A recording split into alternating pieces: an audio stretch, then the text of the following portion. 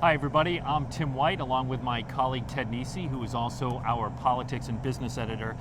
Ted, Congressman Jim Langevin, he has been in the U.S. House of Representatives for 20 years. That's 10 terms. Seniority means something up there, and some news today regarding that. Yeah, so it's sort of a domino effect. So Susan Davis, a congresswoman from California, who probably most of you have never heard of, she and Jim Langevin were tied to be the next chairman of the House Armed Services Committee. She announced yesterday she will retire. So the tie goes to, he's the winner of the tie now, and he is now next in line to lead that powerful committee.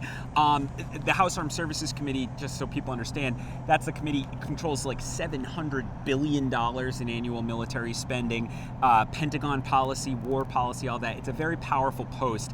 And so now Jim Langevin is the clear next in line after the current chairman, Adam Smith, to become the chairman of that. So before we get to the likelihood of that happening, just a local question. Why is it important to Rhode Islanders that Jim Langevin could become chairman of that committee? Well, as you said, Tim, seniority matters in Washington, influence matters. A chairman's calls get answered more quickly.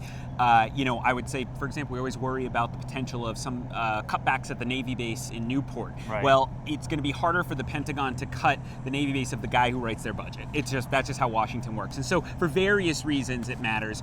You want to have people in Congress who have juice. So who is the chairman of the Armed Services Committee now, and how likely is it that person will move on relatively quickly? Yeah, so this is one of those things that it sounds exciting for Jim Langevin initially in his career, but as you look more closely, it gets to be a tougher scenario for him. Adam Smith, the current chairman, is actually a little younger than Jim Langevin. He just became chairman. He's from Washington, and there's no sign he'll be moving on anytime soon. I'm told he has a fairly safe seat.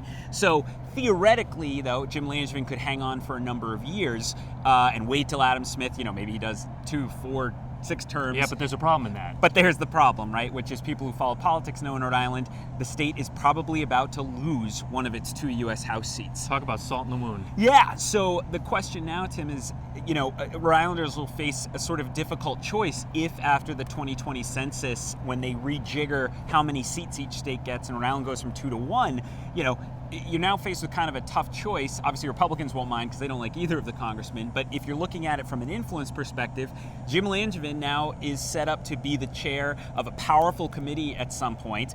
Or you have to get rid of David Cicilline, who is rising quickly in House Democratic leadership, is even sometimes talked about as a future speaker. So I think it sort of illustrates one of the ways Rhode Island will just inevitably have notably less influence than it would otherwise if and when it goes down to 1 seat. Ted has the full details of what's happening with all of this in the article right below this video, and we'll also put a link in there to our Newsmakers program. Just last week, we had Congressman Langevin on the program, and we asked him about the possibility of Rhode Island going down to 1 district, so you can hear it right there on WPRI.com.